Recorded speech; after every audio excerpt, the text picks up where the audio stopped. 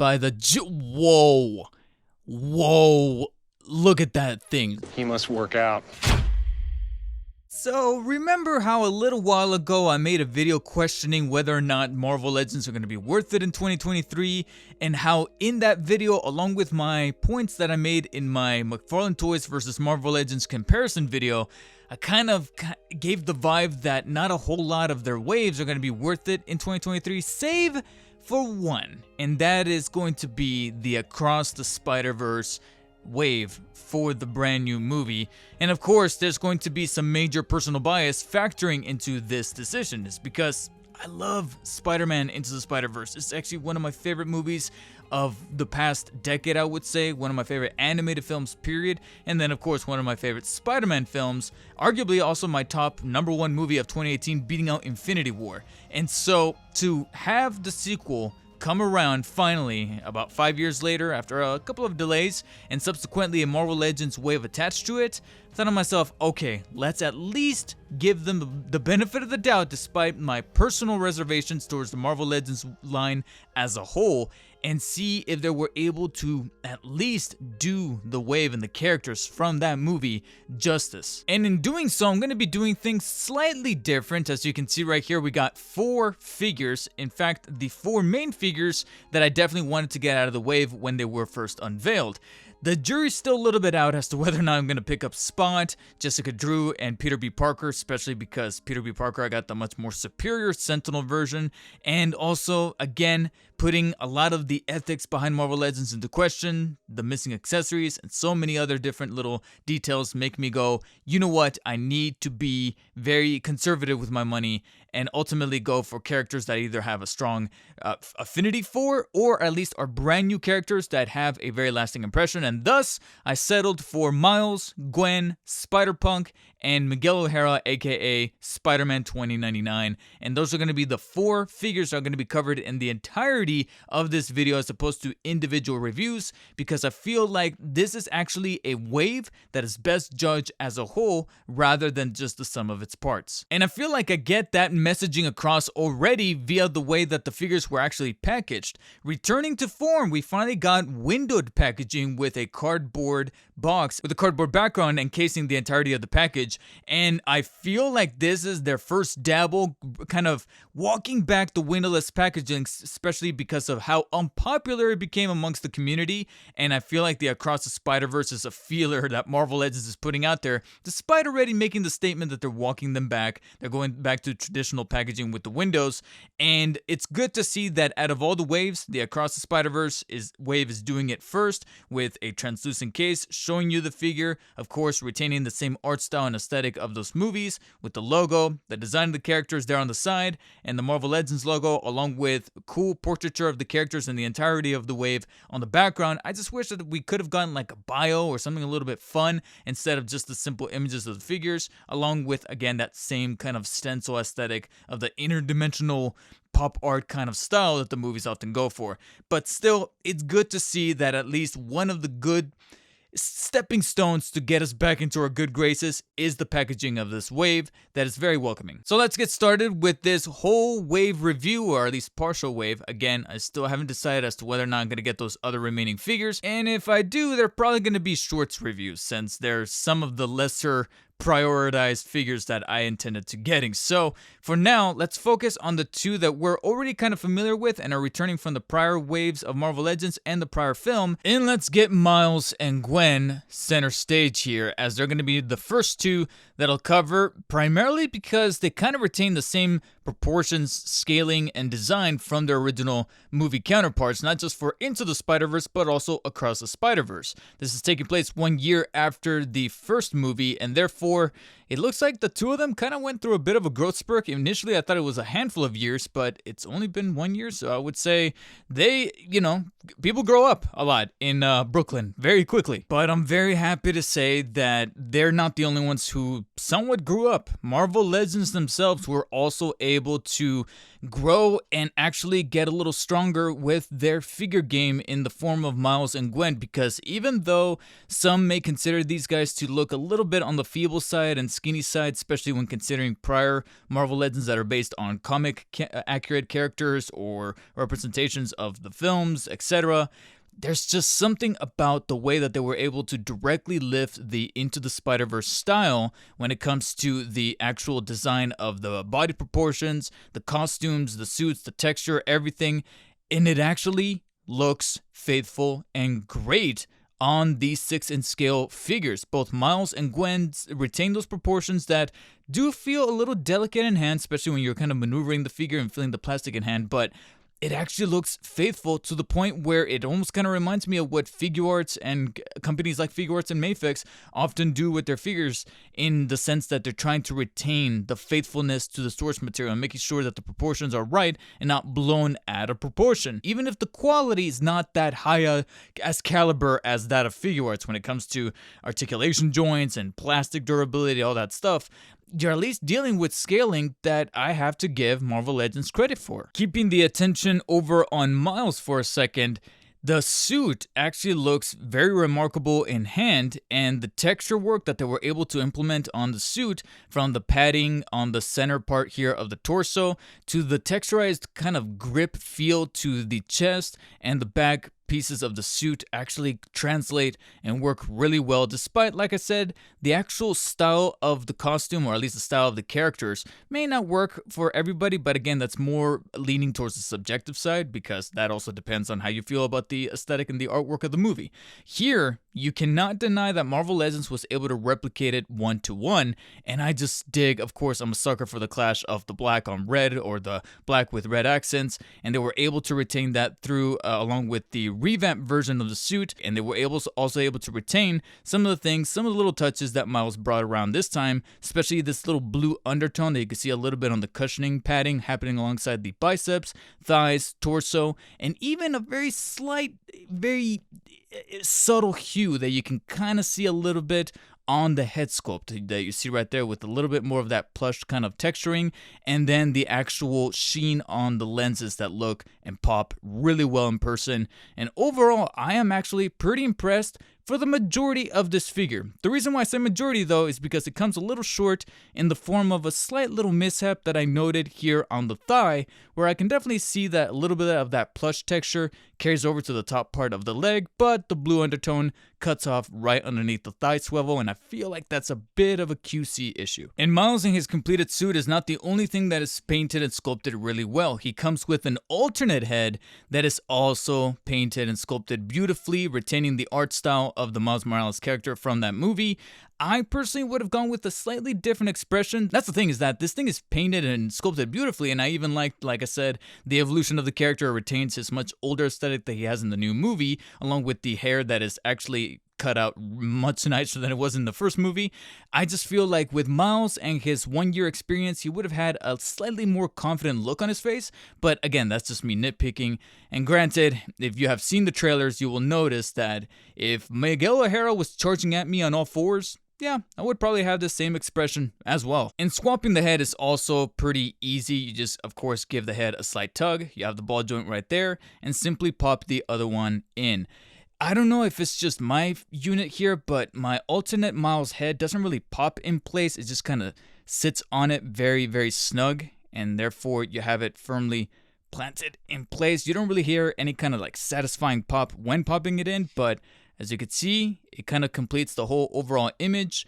And it does sit a little high on the neck, kind of giving him a slightly elongated neck look, but overall it still kind of completes the overall image and retains that aesthetic that I honestly did not think Marvel Legends was going to be able to achieve, but here they are. Gwen Stacy herself is also no exception. She is sculpted and painted really well with this matte finish, and of course retaining still all of the little characteristics that make up her suit from the first one. But to me, what is most important is that she's not a repaint. She is not utilizing a same buck from before, which was often an issue that I was starting to get with an awful lot of the female Spider characters that we were getting recently with Marvel Legends. From the Renew Your Vows Spinneret to the Agony from the Venom 3-pack, etc. It's good to see that they kind of broke that habit and went with a brand new mold for a character that is, of course, one of my favorite properties, but more importantly, a much more mature version of the character, and therefore we're able to give her a brand new sculpt. Again, this could probably lead to some feebleness feeling kind of going alongside here the sides of the plastic, especially within the arms, but overall it still sells the imagery of the Gwen Stacy Spider-Gwen suit, especially with the hood and the painted abs inside of the pink webbing inside of the hood and on the forearms. Strangely enough though, it's actually the kicks, it's actually the shoes that for me are very vibrant and really well painted and detailed, especially with the laces there,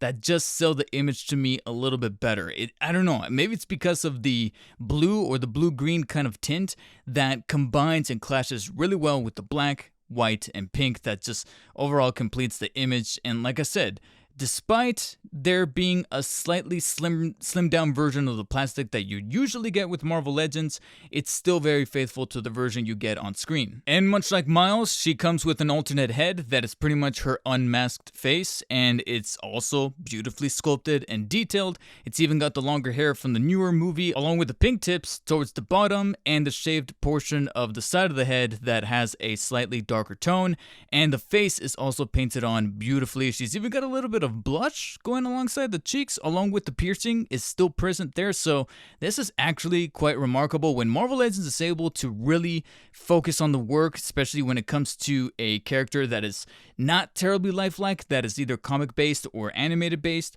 They are putting their best foot forward, and you can definitely see that here with the Gwen Stacy face. And if that wasn't enough, they actually threw in a separate piece that is pretty much the hood pulled down so that you're able to retain the illusion when swapping the heads. This time though, I do advise a little bit of caution since the hood is a secondary kind of barrier that you need to pull the peg through, but once you do, you're able to take the hood piece, then flush it down to again create the illusion that it's pulled down, and then fit the head firmly on. This time it does actually pop, unlike Miles' alternate head, but once you do, again, I cannot gush enough about how actually really cool these figures look like in person, especially when Marvel Legends is actually able to, again, focus on the work and be able to give us some great looking figures that feel very faithful to that of their movie counterparts. I just wish that this came without the need of probably my biggest complaint about these two particular figures that are actually not present on the latter two that I'll be covering later in this video. What the is up with those serial number stamps on the thighs? It's literally on just Miles and Gwen. 2099 Spidey doesn't have it, Spider-Punk doesn't have it. It's literally just Miles and Gwen. And I know that there's going to be some folks saying there was not enough space on the feet because they are on the smaller scale side, and therefore there was not enough real estate on the soles of their feet to put those stamps. I'm sorry, but I'm kind of sort of calling bullshit. I feel like either reduce the size of the stamp itself or just try to hide it inside of the plastic like McFarlane sometimes likes to do. In that way, it doesn't really ruin the immersion, because every time that I turn these figures off to this side, boom, there's the stamp. There it is right there. So your only best resort is going to have to be to rely on the articulation found inside of the thighs to be able to hide those damn things. That articulation is actually for the most part the same with both Miles and Gwen. The head is able to rotate 360 on that ball joint, as well as being able to bend the hinge downwards and upwards. Unfortunately, I would say it's a bit more fluid for both figures when they're wearing their masked heads. When it comes to the alt head, Miles doesn't really have that much of a problem, but Gwen is unfortunately the one that's going to take the bad end of the stick here. Because of the way that her hair is sculpted, you're not really going to be able to rotate it all that much. She can kind of look a little left to right and slightly tilt downwards, but it's when moving upwards that it's pretty much completely canceled out due to the way that the hair is sculpted, so you're just gonna have to take that punch. The arms on both figures, however, are fully able to rotate vertically 360, as well as able to extend on the hinge to the sides. I do advise a little bit of caution though, like I mentioned before, because of how much thinner they are due to their art style. They are a little feeble feeling and do run the risk of breaking, especially if you bend a little too much at the bicep. So I highly encourage to just take the fingers and just try to bend as much as possible on the actual joint at the top shoulder as opposed to using any other kind of leverage. Nevertheless, you are still able to swivel at the bicep 360 and bend both joints at the elbows all the way up, as well as being able to rotate the wrist joints horizontally 360 and bend the hinge inwards and upwards. When we get to the torso, however, is where things start to differentiate, because with Miles, he's got a hinge that bends backwards and forwards very fluidly, as you can see right there, and then a waist cut that is not only very ratcheted but can fully rotate 360 upon those ratchets, so it's very firm and stable. Gwen, unfortunately, only has one joint, which is going to be that mid-torso cut. However, that mid-torso cut allows full rotation 360, crunching towards the top and towards the back. Not much in the way of inwards or towards the bottom, but very good movement towards the sides on the obliques. Not much of any waist at all, since it's practically gone right there due to the way that the buck is designed. Then the top legs are fully able to flex towards the front like so. Not much towards the back because of the way that the butt sculpt is sculpted on both figures.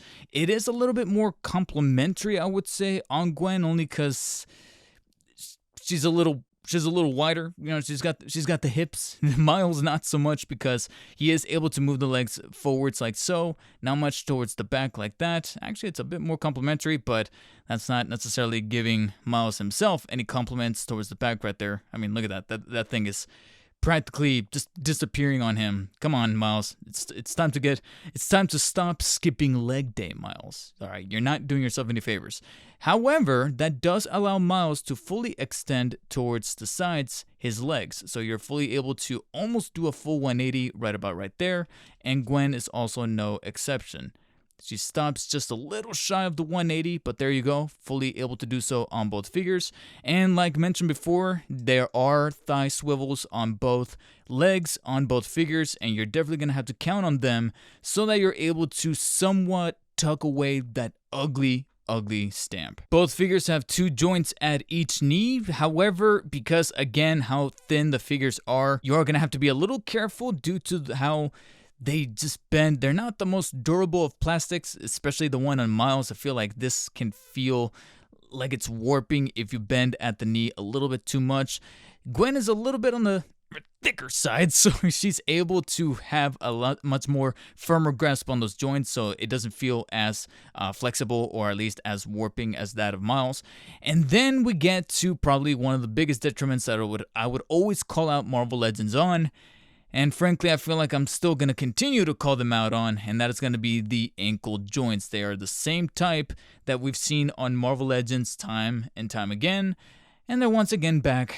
Wasn't really expecting anything to be all that terribly different. So the ankles are able to slightly bend upwards and downwards, but again, they're made out of this plastic that I've already given both of these figures and the other two that I'm about to cover a pass with the hairdryer, and even then they are still very firm and tucked with the way that these things are molded, that it almost feels like they're going to break every time I pivot the ankles upwards and downwards, or even from the side or to the inwards part of the foot, or to the outside, which is as close as you're going to get to full rotation horizontal, which is pretty much practically gone, because again, this is the type of ankle joint that doesn't fully rotate 360 horizontally. It's only going to be able to pivot inwards and outwards, and slightly rotate when bending the foot downwards, not any other way. And again, I still heavily dislike, borderline hate these ankle joints, so it's a shame to see that they're also marring the Across the Spider-Verse wave.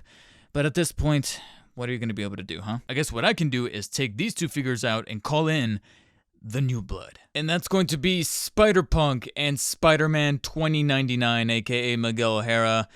And I have to give you guys a fair warning, is that there's a really strong chance that throughout this bottom half of the review, either of these figures, predominantly the 2099 Spidey, are going to be tipping over a handful of times, because sadly, this is where that faithfulness that I was sort of praising Miles and Gwen for and criticizing the ankle joints for comes back in full force for these two particular guys, because it's really that faithful design that, despite making the figures look very unique and, again, faithful to their interpretations from that film, it really doesn't work 100% in Marvel Legends form.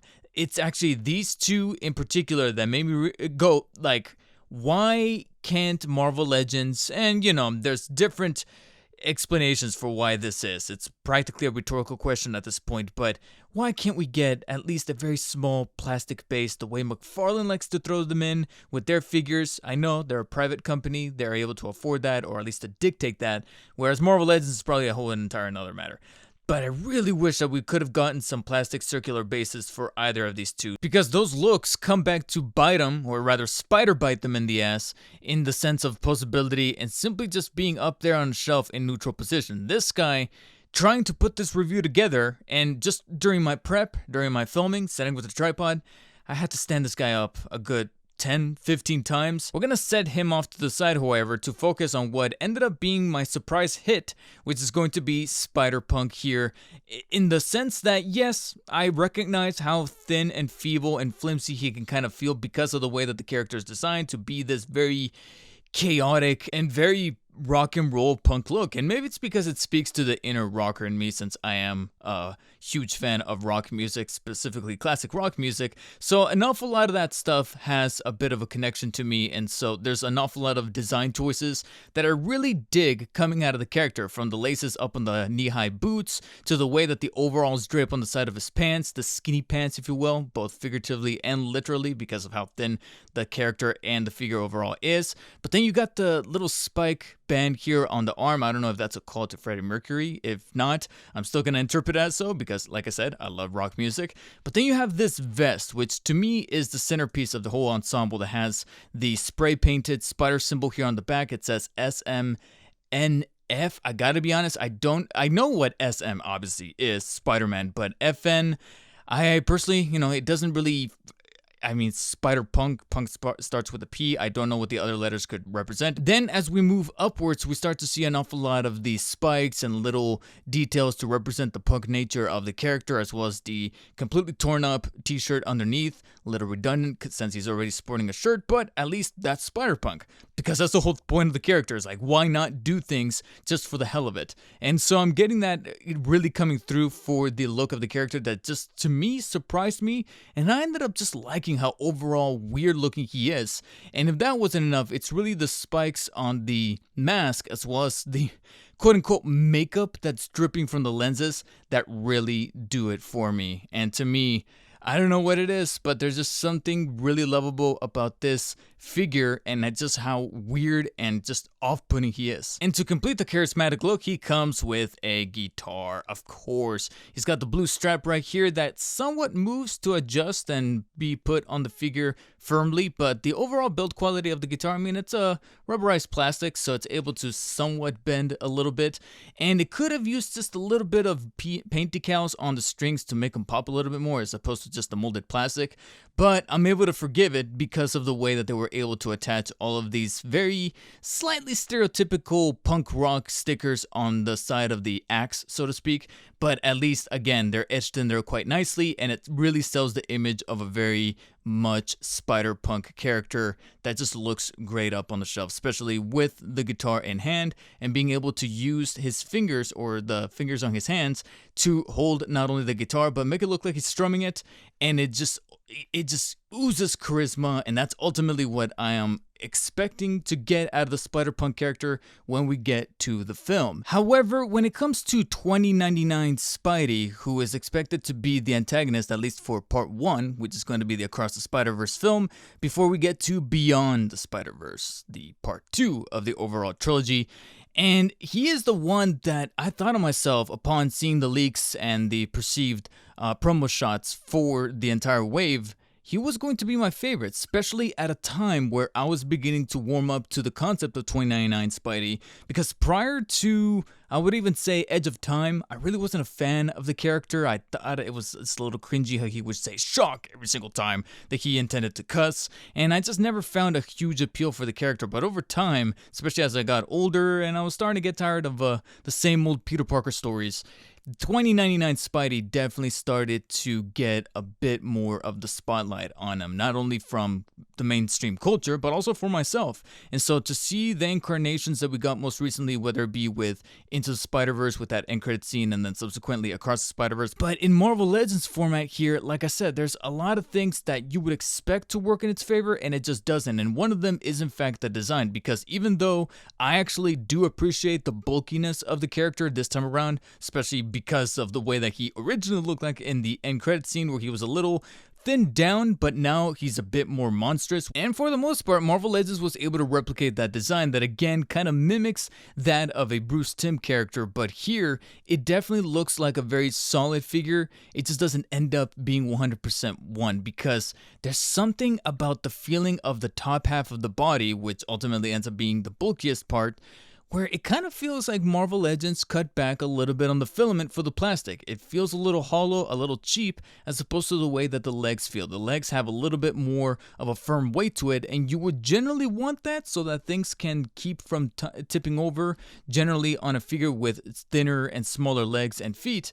But because of how much bulkier, if this was probably the original Into the Spider-Verse end credit scene design, then maybe we would be talking a different story. But because they went with the beefier, slightly more hulkier design, it ends up being very top heavy, falling over a number of times during the prep of this review, and making me a little scared to even put him in any other form of poses. As far as the actual aesthetic and how they were able to replicate some of the little details and paint jobs, it's actually quite nice. The right shade of blue with the red accents. I really dig the middle portion here with the spider emblem in the middle, as well as the one that you can slightly see on the back underneath the cape that I still utterly dislike. But that's mainly a harp on the character, not so much on the design here or the Marvel Legends at that, because they have to work with what they got, and this is something that they still carried over from the original 2099 design, and me and Spider-Man and capes just never gelled. I mean, I barely have any kind of affinity for the web wings from that original Amazing Fantasy design, so to have 2099 still boast the cape,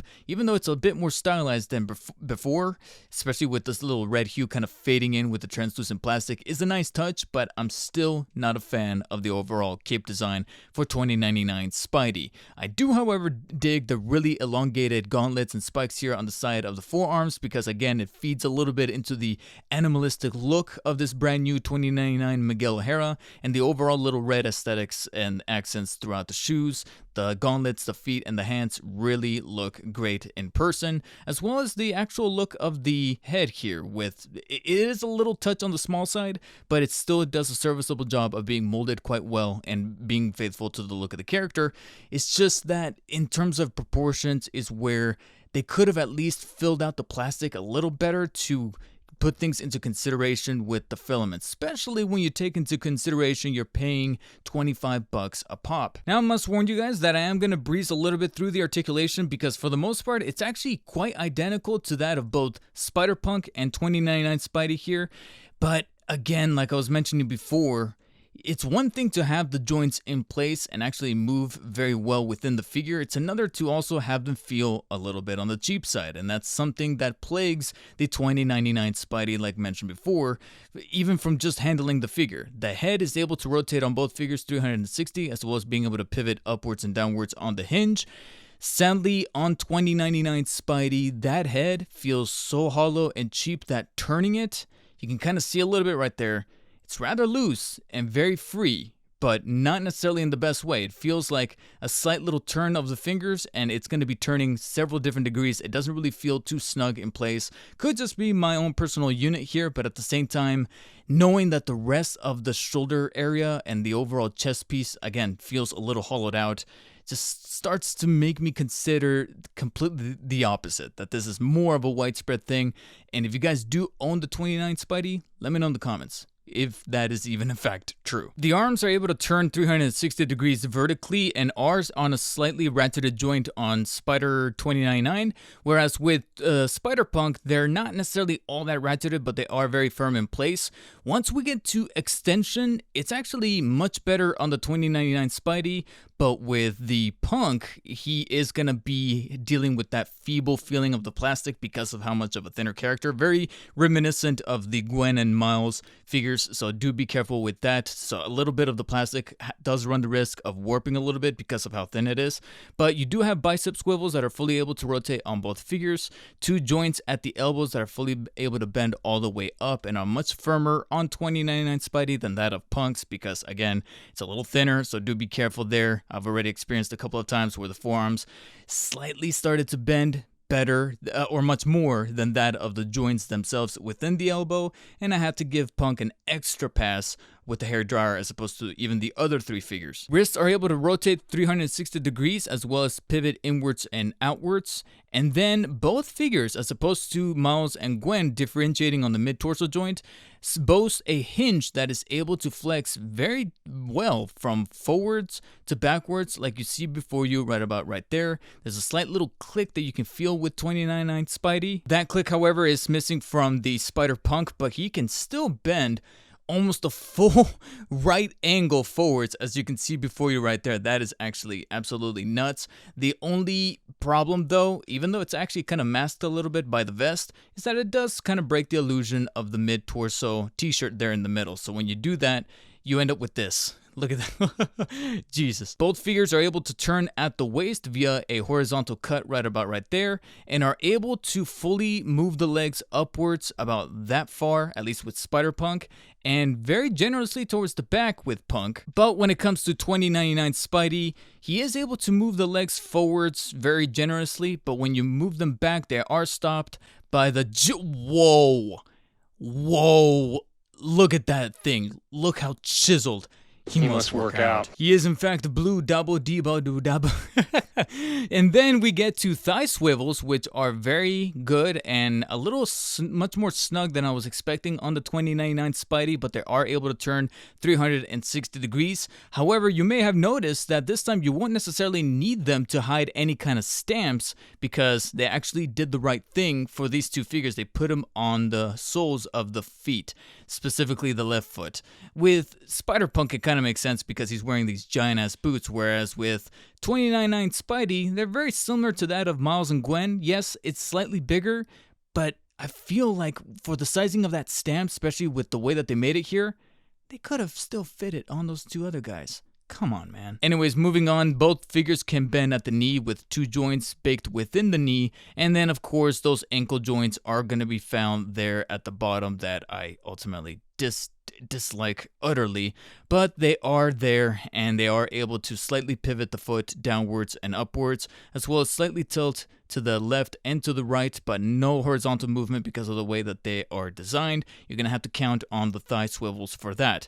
However, you can count on an extra pair of joints for Spider-Punk, surprisingly. Wow, that he's actually standing. Look at that, but not for long, trust me. If you go over to Spider-Punk, and maybe this might be an isolated incident, I kind of hope not, but right above the boot, he actually does have a boot cut that allows the bottom part of his foot to rotate 360 beyond the thigh swivel. So he actually has a couple of extra joints to help him with some footing. Another thing to make me prefer Spider-Punk better than 2099 in this particular case, which I just really wasn't expecting. And plus, Punk comes with his personalized guitar, so it's very difficult to not like him. What did 2099 Spidey come with?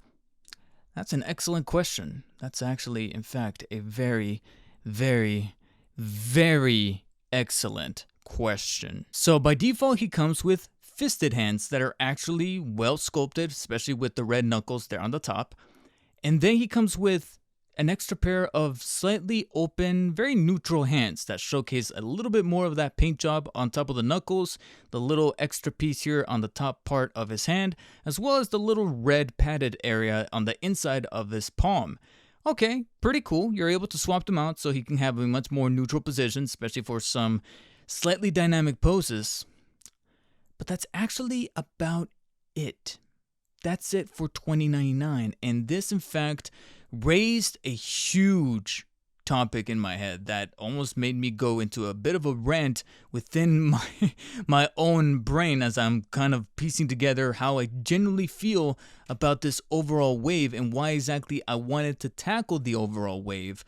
in one singular swoop of a video. You see, even though I find the extra guitar they threw in for Punk, as well as the alternate heads for Gwen and Miles to be able to swap them out, and the actual character likeness and paint jobs they were able to apply to these two to make them a bit higher quality than I was expecting, the sheer disrespect that we ended up getting for $20.99 Spidey in the form of not getting any other accessories beyond the extra pair of hands made me then look back at one other piece of accessories that I have been saving up on commenting on up until this part of the video. You may have noticed that I didn't talk about the extra hands for the other 3 prior figures, and that's because it's this area that Marvel Legends just went all over the place on, and I personally cannot stand behind. Let's look at Miles, for example. By default, right out of the box, he comes with 2 fisted hands. On the side, he comes with 2 web shooting hands. Okay, that's cool. You can swap them out.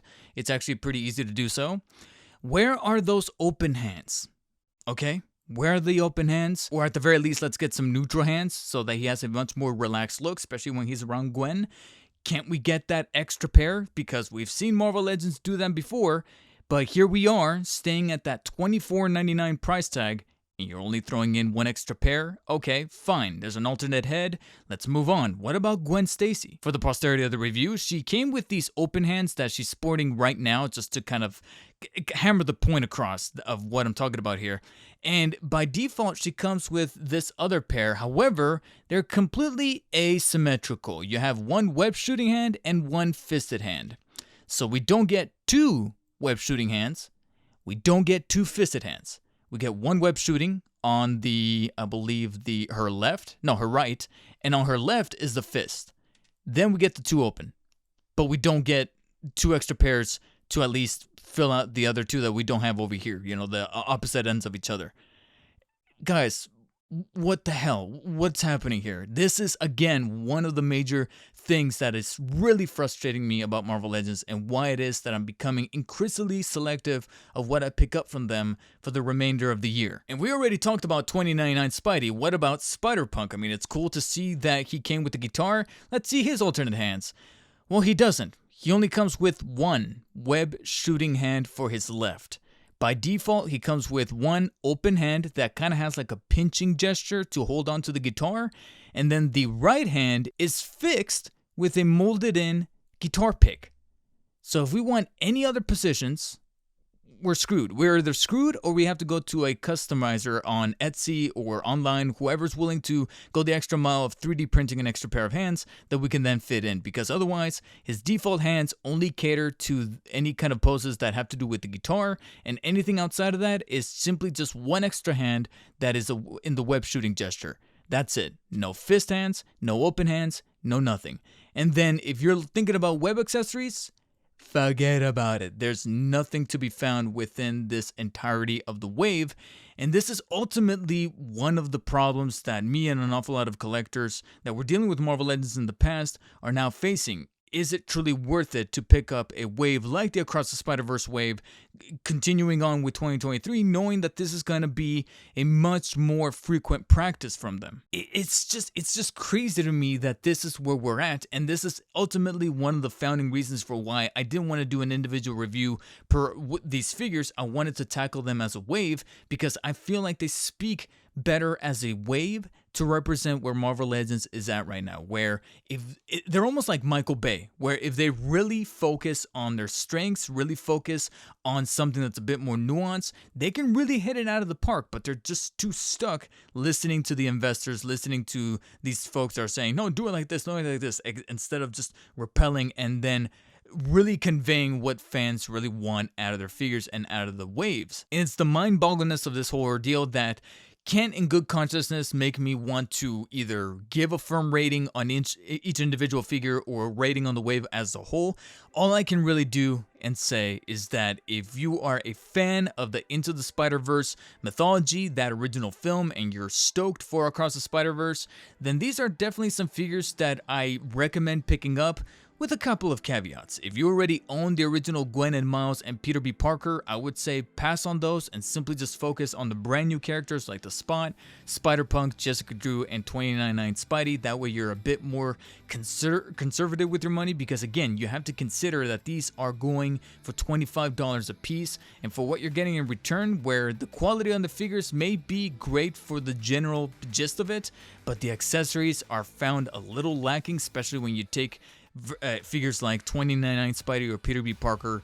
There's just so much to contemplate here that it really has to be done on a preferential stance, where if you love this franchise and you are willing to support it, then check out these figures, pick them up, or at least choose the ones that you genuinely want and don't feel forced to have to collect the wave for completionist sake. Otherwise, I would say move on through, focus on other figures from the Marvel Legends wave that they're going to be announcing later in the future, or just look to other venues if you're willing to at least save up a little bit more money and put it down for companies like Figuarts, Mayfix. I know that Figuarts is coming out with their own Miles and Gwen from Across the Spider-Verse. Mayfix, Medicom, and Sentinel are going to be doing some stuff. Sentinel has been doing some stuff on Into Spider-Verse already, and they have a Spider-Man Noir coming up very soon that even I'm expecting to pick up, at least when that gets released, so I can have the whole set. And this was ultimately an introspective look as to why the Across the Spider-Verse wave is probably the only wave from Marvel Legends that you should pick up in 2023, and that's just barely. But if you agree or disagree, let me know in the comment section below. If you guys want to pick up any of these figures, there are going to be affiliate links in the description that you guys can use to help with the channel and get your guys' own Across the Spider-Verse figures into your collection in the process. Otherwise, guys, I appreciate you guys for checking out the video. If you guys enjoyed it, hit the thumbs up. If not, hit the thumbs down. And check out this other video from the channel that YouTube is recommending for you now. In the meantime, though, stay humble, and I'll see you later.